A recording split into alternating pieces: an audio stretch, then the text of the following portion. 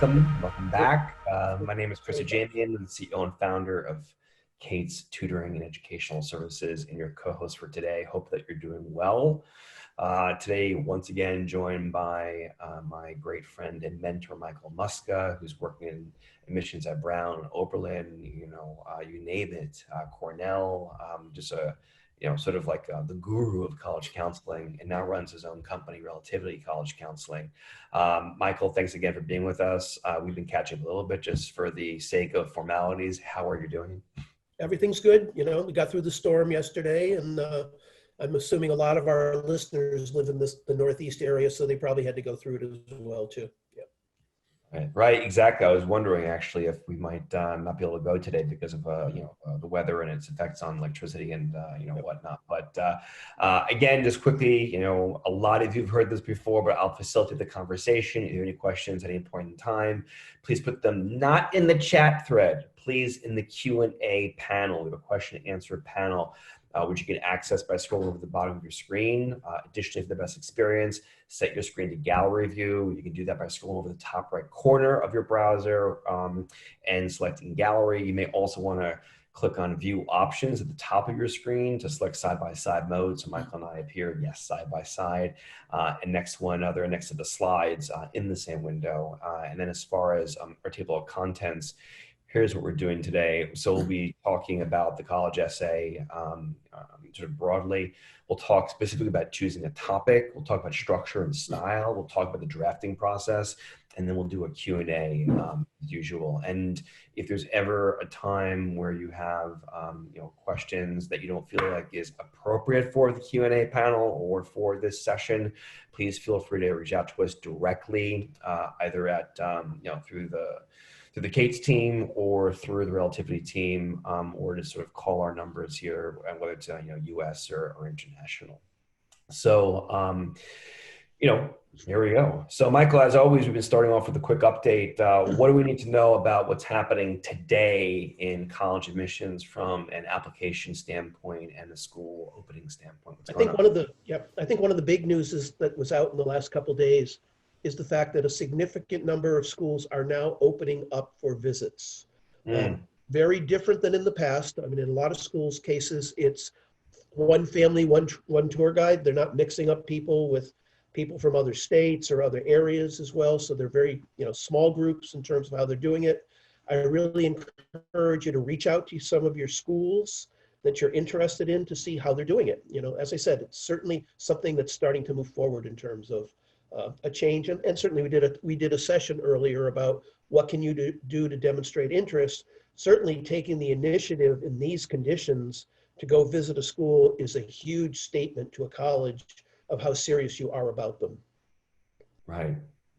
I noticed too, just on this topic, that some of the schools are now formally offering sort of drive-by tours. I know Babson College, for one, if you go onto their website, you'll see they have a drive-by tour that's narrated by a current student. I believe it's a video recording. I have students who are looking into that. So schools are getting very, very creative with how to engage prospective students, and all this information is found on their website. From a testing standpoint, schools are test optional. I was talking earlier with someone about how Georgetown University doesn't seem like it's test optional, but if you really dig deep down to the website, you'll see that even Georgetown University is going to be test optional for next year. The language is a little sort of nebulous and gray. It's very hard to kind of find this information on the website, but you don't have to submit scores. So it seems like, that coupled with MIT going test optional a few weeks ago, every single school in America now seems to be really truly respecting lack of access to SAT, ACT testing. And if you can't take tests, you can't take tests. They're not going to hold against you. And then just sort of finally, ACT was supposed to roll out section retakes, meaning you can go in September of 2020 and just take the math or just take the reading and the English. That's been postponed. The reason being is because they want to provide more access to full test takers. So students who do have the ability to sit the exam are able to do so and have scores in time for the college admissions round. So that's pretty much the updates. We're going to start talking here on, again, the college essay. We'll do an introduction. Again, I'll push and facilitate, and Michael will give his color commentary as he usually does. So what's the purpose of the college application essays? So, and particularly the personal essay, this essay frames your entire application profile, right? It's your only chance to share in your own words the critical facts that admissions, has to know about you as a person in order to understand a couple of key pieces. So number one, right? What excites you? What are you capable of? And also, what impact will you have on the campus community? Michael, as someone who sat in the chair for so many years as a dean of admissions at some fantastic universities, what, from your perspective, was the purpose of the college application essays? I always said, and I've said this in a previous session or two, the essay was my favorite part of the application. I love to read the essay because I would often read the essay first because I wanted to get a flavor of who the student was. And then I would look at their other materials in terms of hoping that it would tie in, add to, whatever in terms of what I had gotten out of the essay. So clearly the essay is so important in terms of the application. I know we have a question later. The essay can make or break an application. There is no question about that, and taking the time to do a good job on this is really, really significant. So then from like an audience perspective, right, remember who you're writing for, and remember to kind of, keep in mind, who these people are. So like, let's imagine this process from, their perspective, right? From the admissions officer's perspective, it might be like a bleak midwinter day. They're sitting around, either a large committee table or they're on their own. They're surrounded by stacks and stacks of papers. They're overworked. They're exhausted. They've already gone through hundreds and hundreds of other applications. They can only spend a few minutes on your essay, right? So how can yours, sort of break through? So, what's this person looking for? Looking for people who are going to make an impact on their campus. They're looking for people who are going to help bring diversity in terms of intellectual diversity, yes, demographics, skills, talents, et cetera, and people who support diversity. They also want to know what kind of roommate you're going to be, right? Not just who you're going to be in the classroom, but, who you're going to be, in the dorm room. And then also finally, usually the people who are going to be reading your essays, whether they're, fresh out of college and this is their first job, or they're, sort of, war horses and have been there for a while, they're not going to be subject specialists, right? So while incredibly smart people, they may not be specialists in your area of interest. So although you might know something like very like kind of deep and granular and like esoteric, like the dynamics of kinks in a one-dimensional like scalar field, they may not be able to access that kind of content because they don't have the academic background and knowledge base. So while that essay might work for like a physics faculty person, it may not be the best way to kind of grab the attention of an admissions officer. And then remember that ultimately the admissions officers want to get to know you as a person, a three-dimensional human being with interests and aspirations, a unique personality.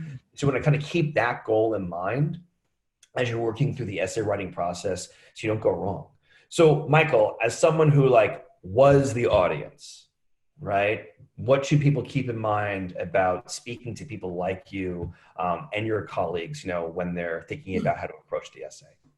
I mean, one of the interesting things that you just kind of said a second ago is you don't always know who your audience is going to be. A typical admission office may have some very seasoned veterans who've been doing this for 20, 25 years and have a way that they look at an application. You may also have some very young admission officers, what we like to call green deans, who are just out of school and may look at it in a very different way in terms of your application. We're going to talk more about specific topics, but I think, for example, if you get into something that's fairly political, you never know who's reading your essay. And if you take a really strong stand on something and it rubs that admission officer the wrong way, that may not be the best kind of essay to write. So again, think about who your audience may be, but not knowing specifically who your audience is going to be, so that you're doing the kinds of things that you said here, Chris, that you're demonstrating the kind of roommate that you can be. You're showing that you have this diverse background and different interests and things that you do. and then you won't get yourself into any trouble with whoever's reading it. I may have learned this from you years ago, but I think the way that I try to like encapsulate it is imagine that the person who's reading this essay is some young, highly impressionable, right, underpaid, overworked person who does not come from your background and may in some ways be your mortal enemy. So how do you get over that hump, right? All right, so then let's talk about sort of how to choose a topic here, Michael. So, there's a few kind of best practices here with the essay prompts. And so, a lot of times with prompts, it's about interpreting prompts. A lot of prompts are sort of broad and open-ended, and this is for a reason. Colleges and the Common App sort of authors, if you will, they want students to feel free to tell their story in a way that best encapsulates their abilities and their talents. So don't be afraid to make use of that freedom. Also, it's certainly okay to interpret the prompt in your own way, right? Use it as a jumping off point to tell the story that you think is going to be most meaningful. That being said, don't forget the prompt altogether. Look at it carefully, right? What's it specifically asking of you? Does it specify you should be talking about your educational goals, about your family, an experience or a failure, and make sure that whatever the topic is, that you check the boxes off, at least in some way, shape, or form. And also sometimes, particularly for like supplements, there's a question include more than one part. Make sure that you're actually attending to all the different pieces of it, and then also finally, right, like what does think about what the prompt does for the admissions officer from their point of view. What does the prompt suggest that they're hoping to learn about you, really? And I have found that in many cases, it's extremely easy to forget what question you're actually asking. So Michael, I'd love to kind of hear from your perspective, just not just your insights on essay prompts. I'd also love to kind of hear a little bit about the process, whatever you can share about how prompts are crafted and what the intention might be around the crafting of prompts. Well, I think obviously the most common prompts people look at are the prompts in the Common App. And there was a study done a couple of years ago that showed the two most popular ones were, number one, write the essay of your choice, which was basically kind of deciding what you want to write about. But surprisingly, the second most popular one was a student who had faced a challenge, how they had dealt with it, and how that had made them stronger because of it. So I think in some ways, the prompts are good places to look, and you may find a prompt that really works well for you. So in terms of looking at the other prompts, don't just jump to the last prompt in the Common Application and decide that's the one you're going to do. Take a look at the others and read through them. I think the prompts for the school-specific essays are also very interesting to think about as well, too. Why is this school a particularly good match for you? Why are you interested in our community? And making sure that it's school-specific. We've said this in previous sessions. If you're writing an essay for George Washington University that's interchangeable at American University and interchangeable at Georgetown, that's not a good essay, okay? You want to make sure you're replying to the prompt that's specific to that particular school. Right, of course. Later on, I'll talk about a student from New York who I worked with, but she has this amazing story. She went to Brown for an info session, and she said, and the admissions officer said, remember, Brown is not spelled Y-A-L-E. Because they get that sometimes, right?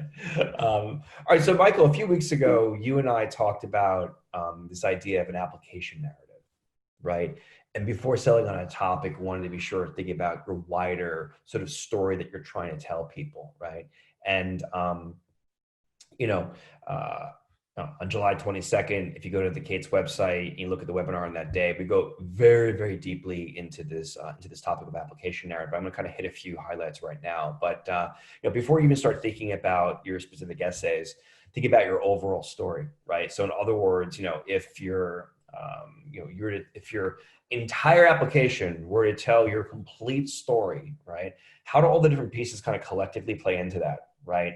What are the different components of the application together say about you as a as a whole, say that you as a person, what's missing, what could be reinforced, what roles does your essay need to play, and what do you most want people to know about you? These are all like kind of critical questions to answer when you're thinking about the larger story, so you can really understand like the purpose and role of your essays within this larger strategy. So again, Michael, we did this on July 22nd. People can go to that. Is there anything you want to say about this before we move on, or?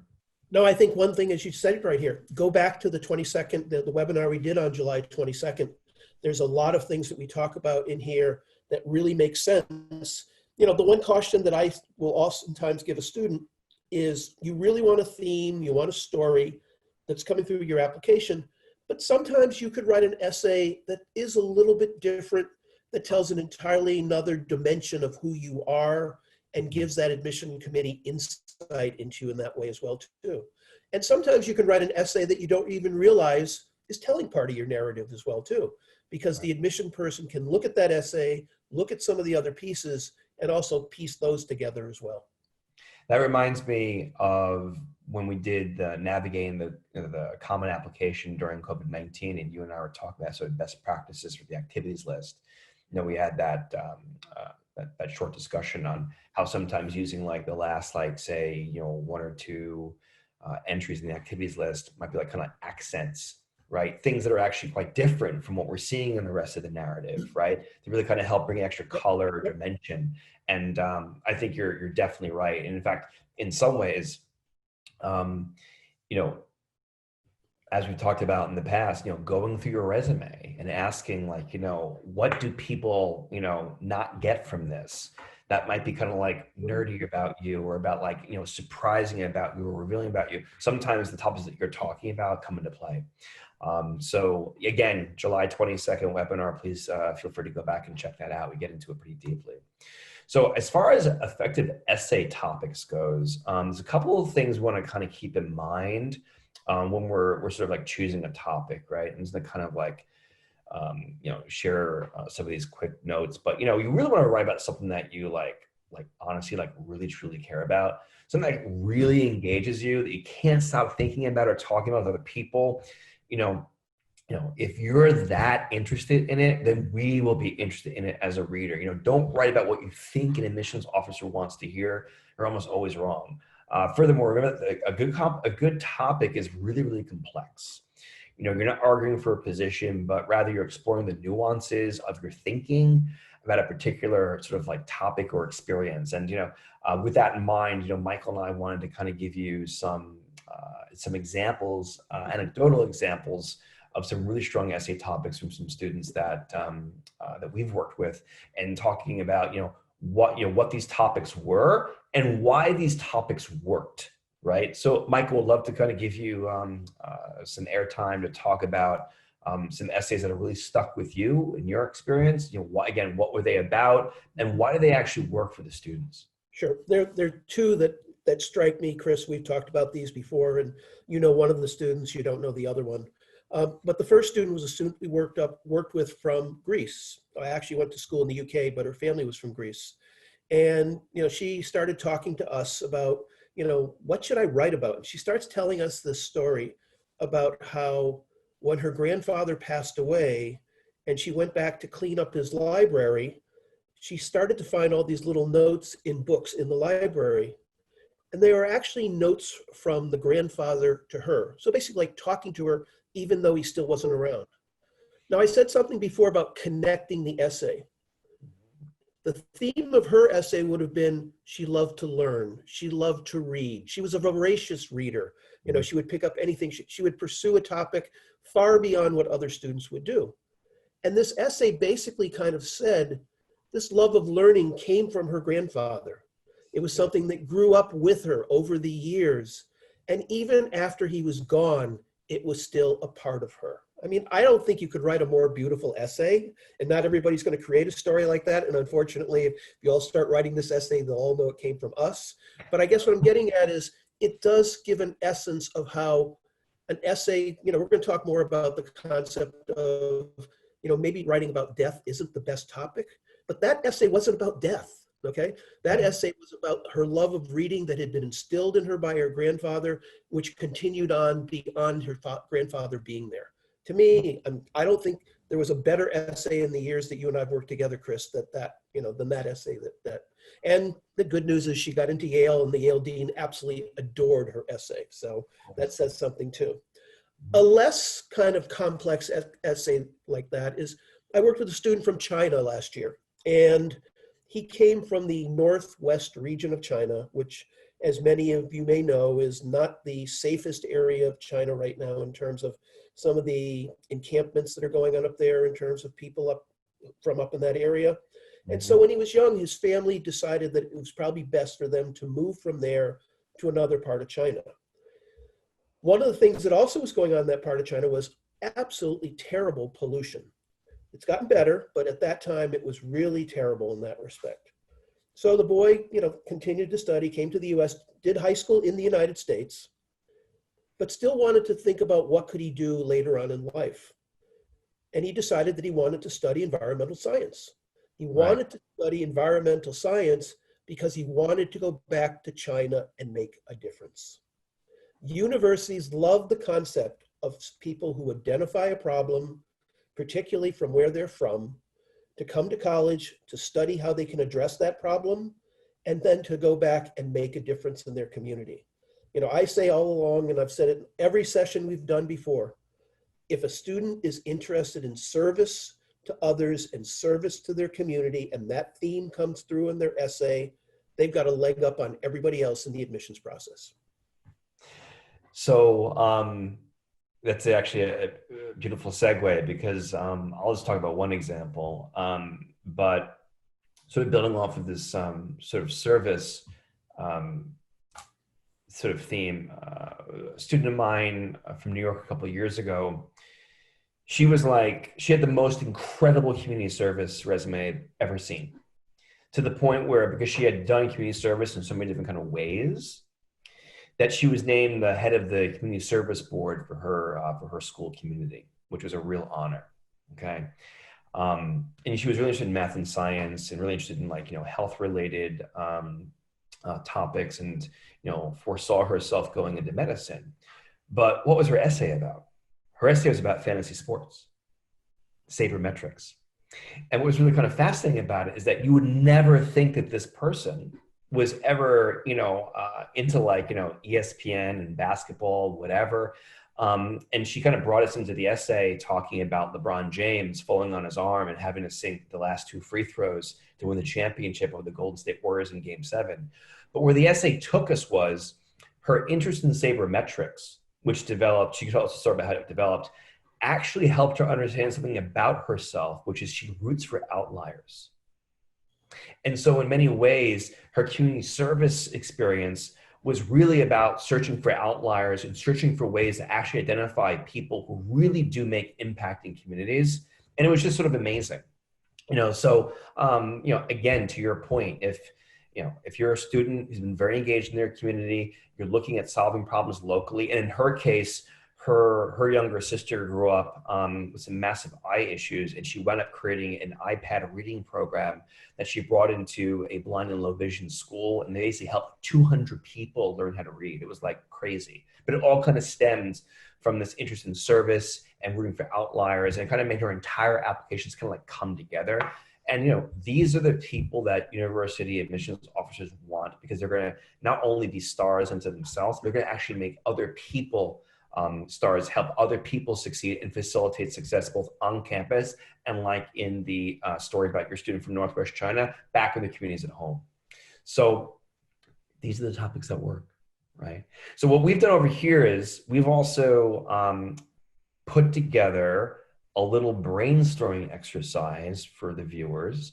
Now there's a number of different kind of questions on here, and FYI, we'll post the recording of this webinar to our website on Friday. And so you don't need to necessarily do this now, but we encourage you to look at the questions on the screen right now and try to, at some point, answer them in just a few sentences each. Okay. And then after you're done, we're going to want you to think about a couple of other questions. So I'm just going to leave this this slide up for a minute so people can kind of absorb this. Okay. And then, moving forward, we ask you to like think about these particular questions. It's like number one, which of your answers to those questions feel like most interesting to you? Okay. Two, which answers align with the goals you identified and you're thinking about within the context of your application narrative. And also, do any of the answers bring a specific anecdote or experience that can form the base of your essay narrative? And then, lastly, do any of the answers make you feel uncomfortable, uncertain, conflicted in some way? And if so, why? So Michael, we're going to be moving on as topics to avoid in a second, but anything that you want to say about some of the content we've shared here with the audience about, the brainstorming process and how they should like reflect on their thinking and on their brainstorming? We've used this narrative on a number of occasions, but look at the picture on this screen of the young man looking at themselves in a mirror. Yeah. The ability to look at yourself in a mirror and think about these different questions in terms of how they apply to you and how they make sense for you in terms of that. And I think the reality is the more comfortable you are, the more confident you are in terms of how you feel about these questions that you just went through, the better. And that's the reason, these are going to be up on the web. The webinar is going to be up on the CATES site. Take the time to slowly go through them carefully and really be very thoughtful in terms of your answers to them, because I think you'll walk away from it in a very good way. Remember one thing, it's only the beginning of August.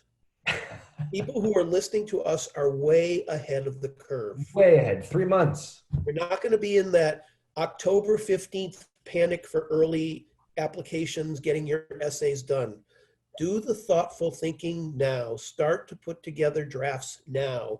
And the more you get ahead of the game, the more comfortable you're going to feel when September comes around, when we don't even know how classes are going to be taught. Right.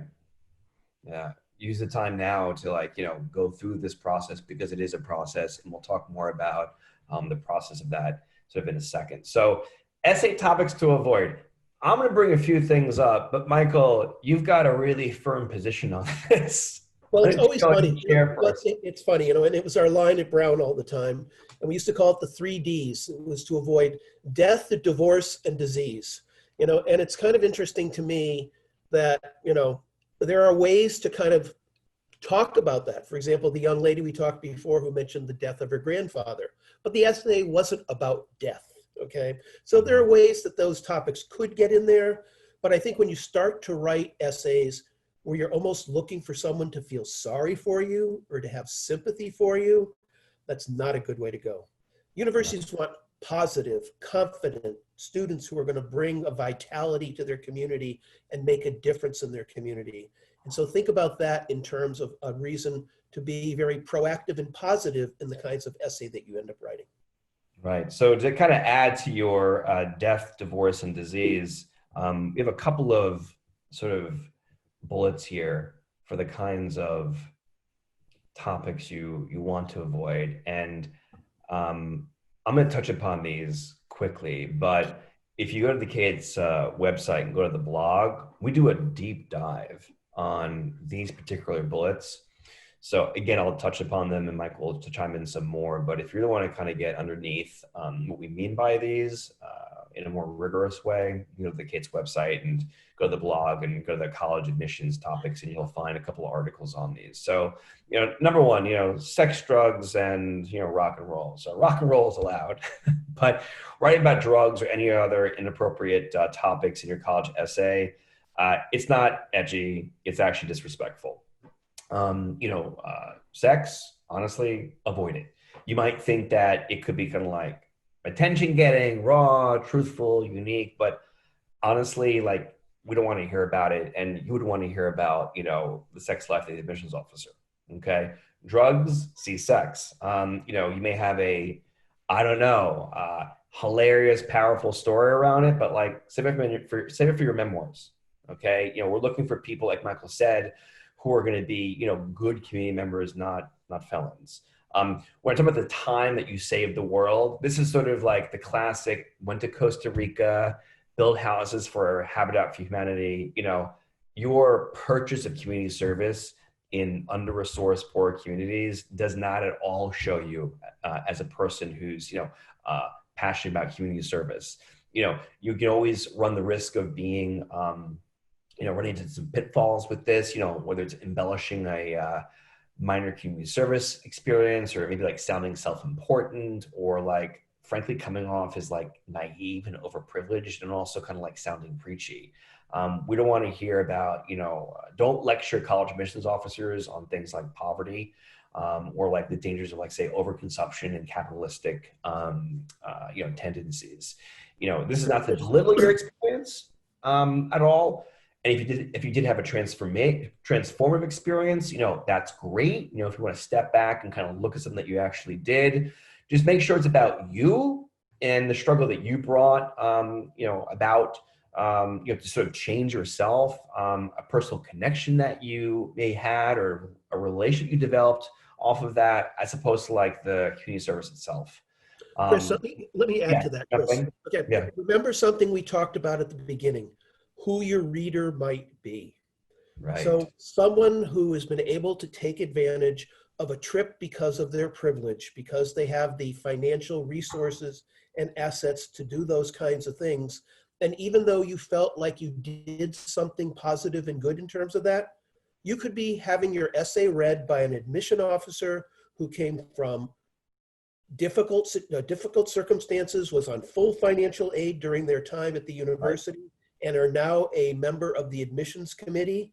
You're not going to get much positive feedback from a story that shows that you were able to take advantage of your wealth, but not really do anything that significant. I always say that if you're a student of privilege, do something in your own backyard that makes a difference.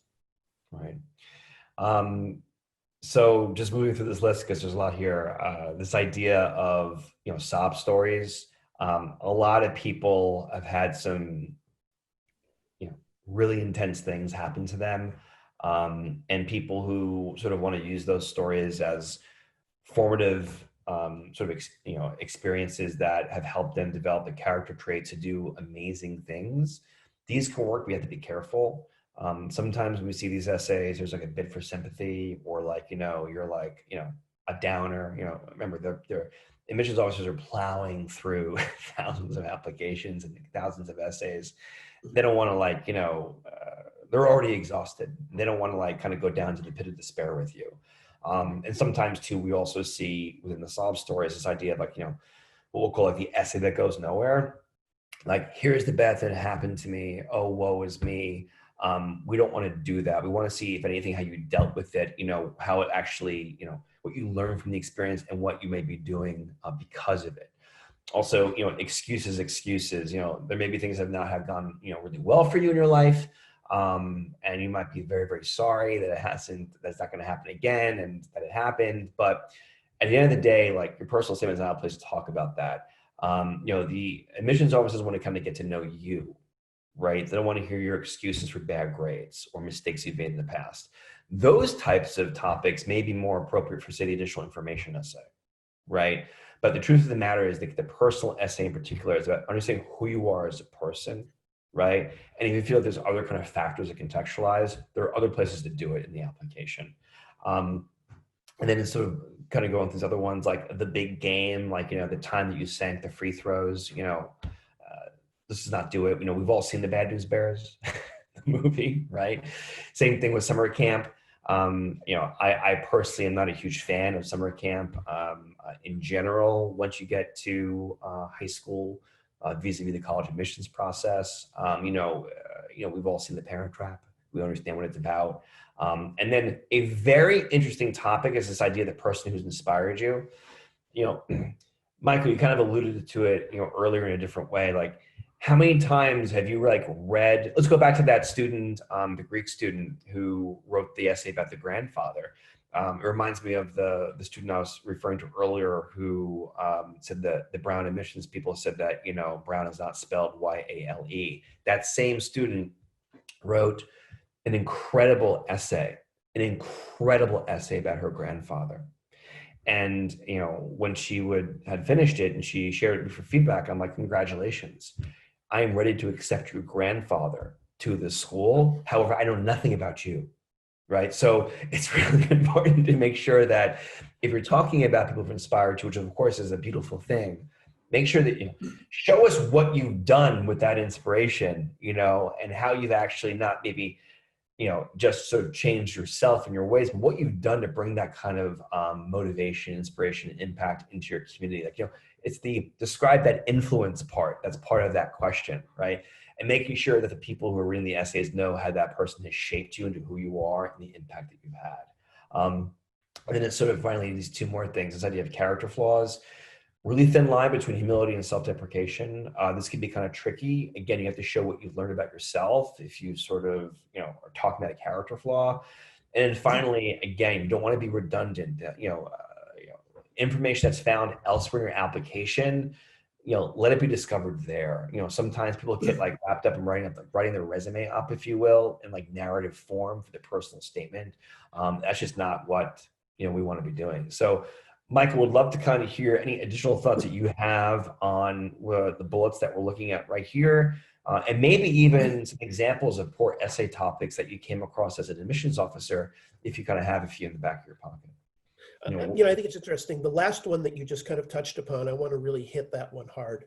Yeah. I think there are a lot of students who think the essay is a place to basically talk about your leadership and all your activities that you did at your school. That's already in your application. That is not the place to put it in terms of the essay. So I think you want to think about what you've already said in your essay. If it ties into a concept or a theme, that's different. If it's telling the big picture, that's one thing. But to go back and regurgitate activity after activity because I was a leader doing this or this motivated me to do that, that is not a good essay. No, I think Chris, you've done a great job in terms of this section. There are a lot of things in here that make a lot of sense that students just need to think about. But again, it's how do you take these topics that are topics to avoid, but there are ways they can be used if they're done in a very thoughtful way. Right. And again, like honestly, we can do an entire series of webinars on this topic, on essay topics to avoid. But if you go to the CATES website, again, go to the blog, go to college admissions, and then you'll see, the first couple of sort of entries in the feed. We have a few articles on this. So two of the worst essays I ever read at Brown. I will share it here right now. One wrote an essay about going to meet the Pope and kissing his ring. And that's all the essay was about. It was basically that what an incredible experience it was for him to be able to have done that. Didn't say anything about him, never expanded upon, the experience. There were ways that he probably could have developed that, but the way that he wrote it in terms of how exciting it was that he did it, what an awful essay.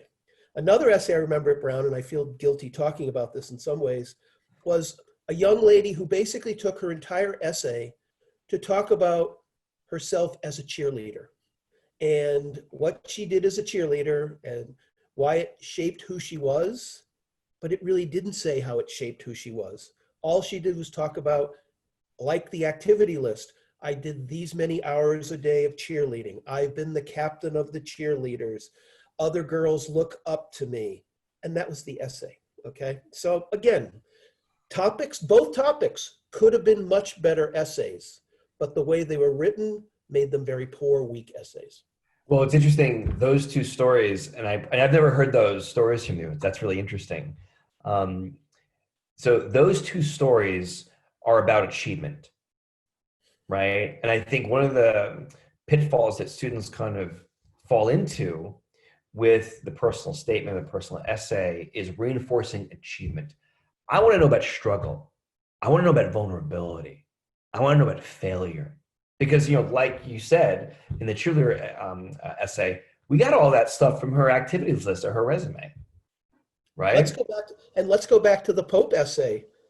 Family of privilege that could afford to go to the Vatican for their child to have a chance to have that experience, okay? Boy, there's an admission officer who will read that and say, I never could have done that. Right. You're not going to get into school because you have status, mm-hmm. Right? You're going to get into a school because you've had impact. Right. I you go on for days with this. We'll move Oh, things yes. forward. Yeah. So pointers on structure and style for the essays. So remember, this is a personal essay. Okay, we want to know about that person, and so we have a couple of things here that we want to sort of hit upon. Remember, like, there's still the matter of turning your topic into an effective piece of writing, and unless you've already taken a few creative writing courses, and especially if you are not educated in the U.S., the style of writing that's required might feel quite unfamiliar to you. The college essay is probably very different from the papers that you've written in class. Unlike most of the academic work that you've done or been asked to complete, the essay does not ask you to argue in support of a particular position. Again, this is a personal essay.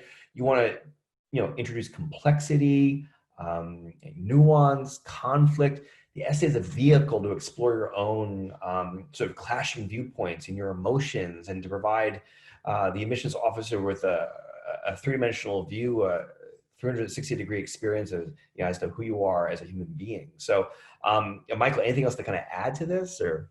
One of my favorite colleagues when I was at Phillips Andover used to always say that the college application was two stories. It was the story that the student wrote about themselves, and it was the story that the college counselor wrote to tell about that story.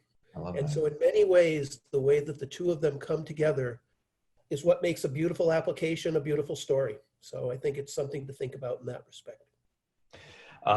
Again, so talking about clashing of viewpoints, right? I love that. There's two stories, that of the college counselor at your school writing about you, as well as, you actually writing your own story, and those different things kind of coming together. And, we talk about application narrative, and sometimes it can be a little too tight.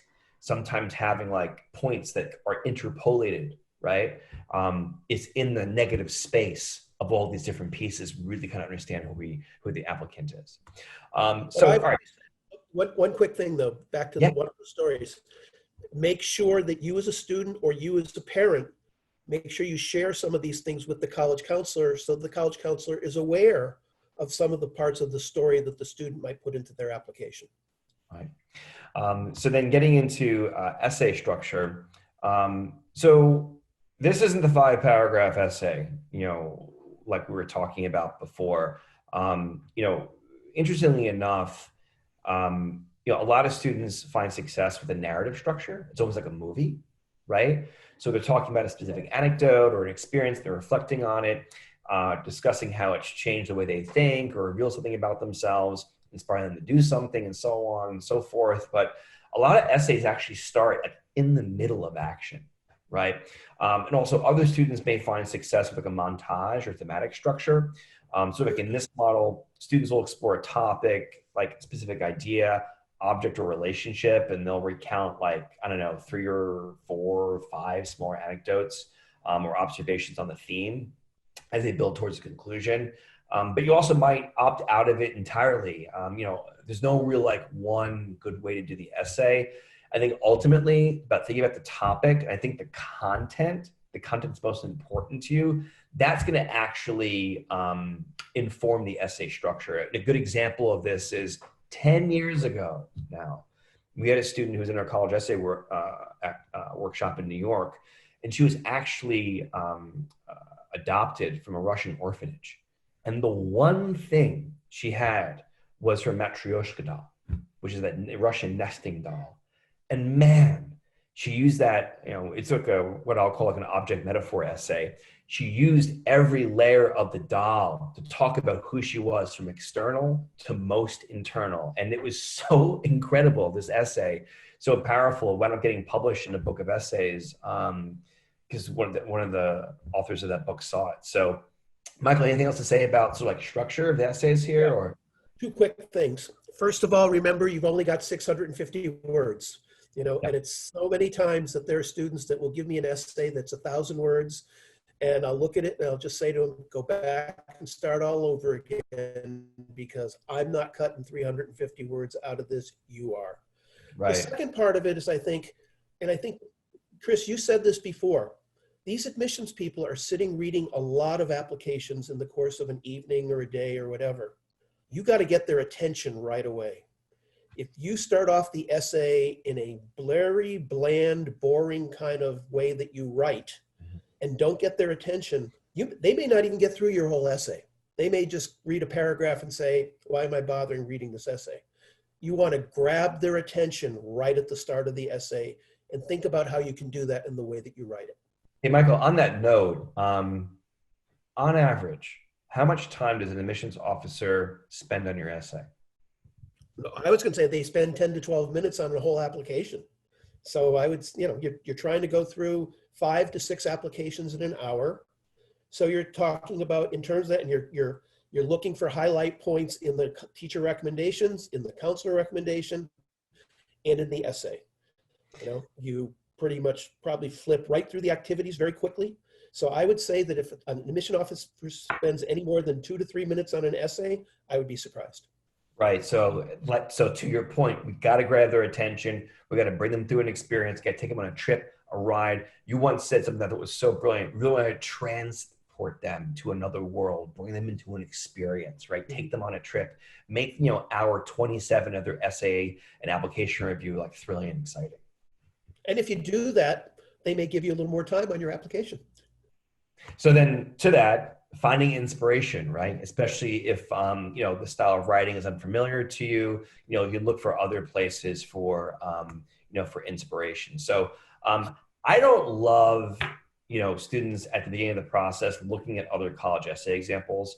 I think it's always good for them to kind of, whether with a school counselor or, someone outside, try to figure out what's your story first.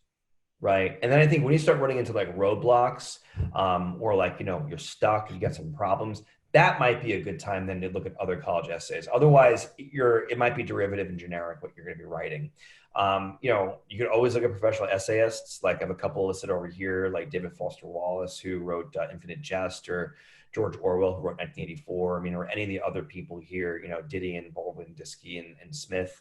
And also remember too, like, at the end of the day, a successful essay is going to be one that actually sounds, like you. Michael, we're going to talk about essay do's and don'ts in a second. Anything about finding inspiration or anything to add? Or you just said something to me that's the key line right at the very start, that this essay has got to sound like you. Right. There are too many students who think I'm going to have half a dozen people look at my essay, go through it, make these changes, make these recommendations. And there are so many times where I can remember getting a draft from a student and then getting this, quote, polished ending essay, and loved the first essay so much more than the last essay because the first essay was their voice and who they were. I think that's really critical. And one other thought, some of these college essay books, I'm not so sure I'm a big fan of them either. I mean, I was talking with a student the other day, and she was reading a bunch of essays, and they all seemed like there had to be this kind of wrap up at the end of the essay, that get a little preachy, come back and tell the story again to summarize at the end of the essay. I'll be very frank, I hated that, so I think that in some ways, that's not the way to end an essay. Get my attention at the start and bang it again at the finish. That's all I want to see. Don't get preachy with me. Love it. So as far as like college essay style, a couple of bullets here on, do's: show, don't tell, use specific and sensory details, use powerful verbs. I'll talk about that in a second.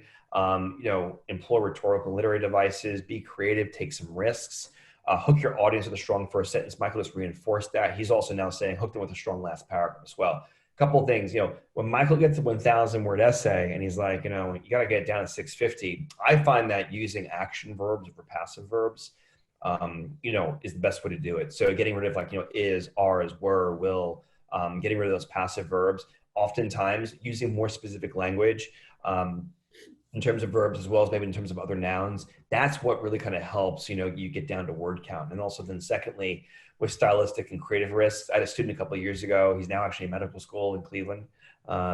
He wrote what I call like the stranger in a strange land essay, where he was in Japan, and he did something so cool with this essay where he actually integrated language, Japanese, as well as English. And by the end of the essay, it was so kind of cool. You'd actually learn some Japanese phrases from it. So, Michael, we'll get into some of the don'ts. Anything here that you want to reinforce?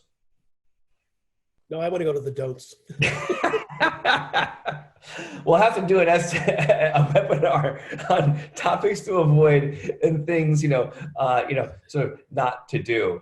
Well, look, Michael, I'll keep it up here. Don't repeat the prompt, epigraph, quotes, cliches, news report, adjective, adverb, thesaurus, stuff your language. Please go ahead. One of the best things that I've ever seen, actually, I should say possibly worst things I've ever seen, is your line about don't get too thesaurus happy. That I'll have kids that'll hand me an essay that is, quote, polished or has been, assisted by someone else. And I will look them in the eye and ask them what a particular word in the essay means. And they don't know. In other words, there's a word in their essay that somebody else plugged in because they thought it would impress an admissions person, and the kid doesn't even know what the word is or what the word means. Okay? Don't think that an admissions person isn't going to see right through that as well, too.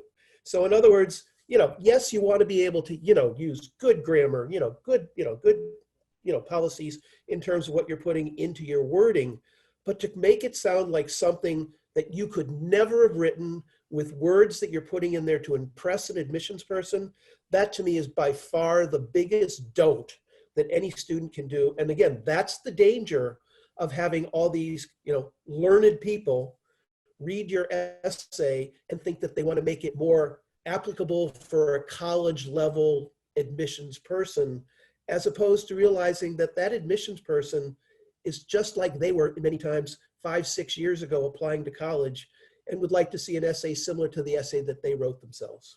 That's interesting. And then, wanting to see the essay that they wrote themselves, that's really, really interesting. I never thought about that. Just to kind of add on, being too thesaurus happy. It's interesting too, how sometimes some of the essays that have really high, falutin or elevated language, they're coming from people who have B's and B pluses in English in their class. Cool. So the drafting process, we'll go through this pretty quickly. Start early, at least 2 months before your deadline.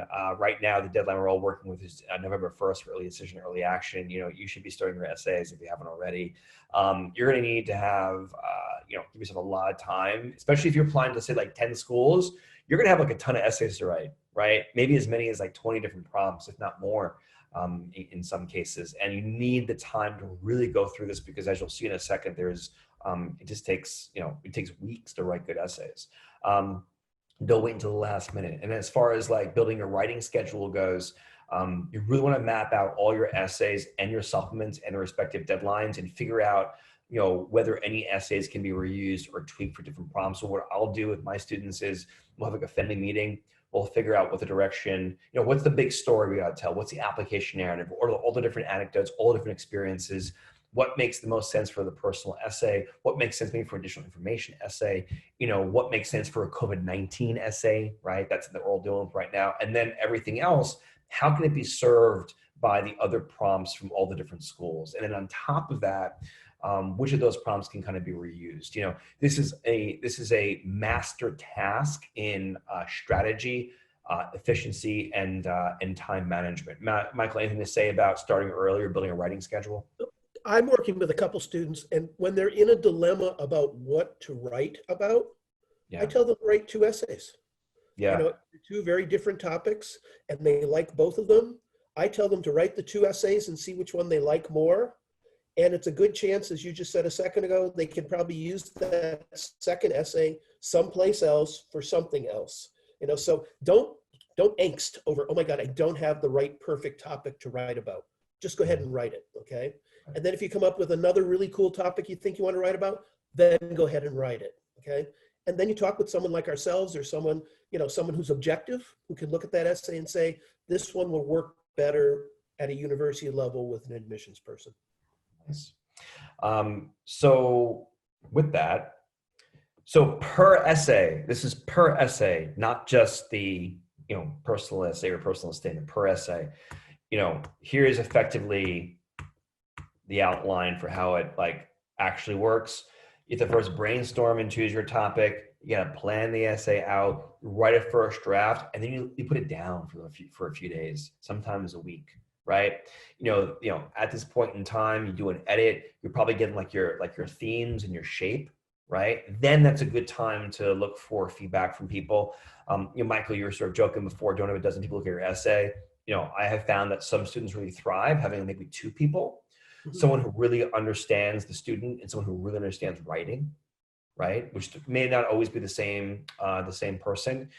Getting a feedback from those two voices and then going back. And then in your second round, you've got your shape in place, you've got your themes in place, you've gotten some input from people. Now it's about like really getting into the details, shaping those details, honing those details. You do another round of sort of, edits, maybe even some feedback after putting it down a bit. And then from there, you sort of polish up the language, syntax, any sort of flair to kind of add to it. And it's at least this process for each of the essays. Michael, are we missing anything here? No, I think you're right. I like your concept of maybe two readers. Students who get 6, 7, 8 readers. Crazy. There's no reason to have that many people read it. What's important is to have someone, like you said, someone that understands English and grammar, not from the way of polishing and changing your words, but just checking it for those kinds of things. And second, someone who knows how it might resonate with an admissions office. So Michael, we're coming up now to the Q&A, and we've gotten a question here in the live Q&A panel, and it's an overseas question. This is actually a topic that's different from what we're talking about, but I think it's a great opportunity to talk about it, and you can do it particularly, which is, would you please touch on personal statements and essays for international universities, specifically Oxbridge? So the personal statement for Oxbridge is very different from the personal statement for the US. Mike, you want to talk about that? Absolutely, yeah. There's no question. I mean, everything we talked about today is really focused on American universities and their essay. The essay for the UK university top school, Oxford and Cambridge, is so different. It's basically similar to thinking about it this way. It's like a job application. What you're going to talk about in it is, what have you studied? How has it excited you? What do you intend to then study at Oxford and Cambridge? And then what would you like to do with that after you're done at Oxford and Cambridge? Okay. So it's really a 3-step situation. What you studied to kind of motivate you to get interested in this major, what you want to focus in on study, and what you're going to do with it. That's so different than what we just talked about in terms of the essay for the United States applications. All right. Well, Michael, thank you. I'm now going to go to some of the questions that we have that were submitted, and sort of go through these pretty quickly. As you said, the personal essay can make or break your application. Also another question coming in through, okay, well, you're welcome. The person was just saying thank you for answering the question. Then Michael, this is very specific. Brown, does Brown like to see something specific in an application or essay? No, I don't think, I think the things that we covered today are all themes that fit into what Brown would be looking for. I always have been a big fan, and I've said this in other sessions, community service, being a good citizen, making a difference. Brown has always been very, very strong in those particular areas and cognizant of making a difference in the city of Providence, the area around there. Clearly, that theme coming out of an application, if it's for real, is a good thing to have in a Brown application. But there's, you can apply to Brown in any particular. I had a student a couple of years ago who applied for classics at Brown, but she had done a great job in terms of studying Latin, studying Greek, and we needed classic students. So she was probably in good shape just for that reason. So, you've got to figure out what you want to talk about and what makes sense in terms of your application. So Michael, a question here that just came in. Is it okay if your essay doesn't really talk about how you serviced your community, but talks about your identity? I think the question is, identity is a really, interesting topic nowadays. I will tell you a story. When I was at Brown years ago, and it was about a time when I was there, was at a time when a lot of students were talking about sexual identity, in terms of coming out. I used to call them the coming out essays. And it got to the point in the admissions office was, and I heard this, oh, another coming out essay, okay? And what I started to say to students after that was, it's not the concept of coming out, it's what you do with it. how do you make a difference in terms of who you are? I worked with a student last year who was a transgender student and talked about, her personal transformation. But then she wrote her essay about how she then became someone who was an advocate for other students doing this, helping them through what she went through to understand what the process was like. That's a very different essay than I transgendered. Okay, I think that, if we're talking about that kind of identity, and obviously identity, certainly as an African American, as a Latino, you've got to decide how you're going to present this in an essay that makes sense in terms of what you're doing with it because of it. So Michael, another, thank you for that. We're getting a lot of questions now. As an admissions officer, when you see B's and B pluses on a person's transcript, does it affect the way you view the rest of the application, so like the Common App essay and supplements? Well, remember what I said before is I always read the essay first. And so when I would read the essay first and I really liked that kid, I would then flip to the transcript and be really hoping that the transcript would be pretty good. And obviously, if it was a really strong transcript, then that kid was going to be in good shape when I took them to the committee. Yeah, I think a transcript full of a lot of Bs, a lot of it depends on the high school. Remember that in admissions committees, schools submit what's called the school profile. The school profile shares how the school grades. And there are many schools that give Bs as quality grades. We used to have a joke in the admissions office at Brown, and I hope maybe this has changed, but we used to look at 95s on Catholic high schools from New York as Cs. So I mean, it's, there are certain schools that have reputations that give away grades just for the sake because they think it's going to help their students, and that's seen right through. So yeah, a B and a B plus at a particular school of quality, that's not going to hurt a student. Got it. So like a Horace Mann student, for example, Sure. where obviously the education is really intense, really rigorous. A B or a B plus is not going to like necessarily sink an application. So cool. Thank you, Michael. And over here, can you write about how you grew up as a person and then touch upon how you strive on learning what you want? Yeah, I mean, obviously, when we said this all along, an essay well done on any topic can be a good topic. And so what's that, the book Educated that young woman wrote, talking about the struggles that she went through growing up, and then how she eventually, went on to be a spectacular learned educator because of that whole experience. So sure, I mean, that's a great example of a story like that. Mm-hmm. So a couple other questions that have come in earlier. I'm just going to sort of batch answer them. We've already talked about things to avoid. What's considered cliche. Should it be light? What should it be? Light or serious? What are good topics? The answer is always whatever is truly you, right? What's the experience? What's the thing that you've done, okay, gone through, overcome that not many other people could know? I have a student right now who is, he's dyslexic and he's been overcoming his dyslexia as an academic. And, at first he was very shy to talk about it, but it's the truth of his journey. And so he's talking about that in his additional information essay, but his essay, his personal statements about his love of surfing and how you would never, ever think, because he comes from a country that does not have surfing. You would never know that this dude is like basically a pro surfer, even though he's like living on the mountains and like say, he's not living in a surfing town. I'll simply say that, right? So whatever is truly you, what's really ever gets you excited, that's what we want to be looking at. And then a couple other things here.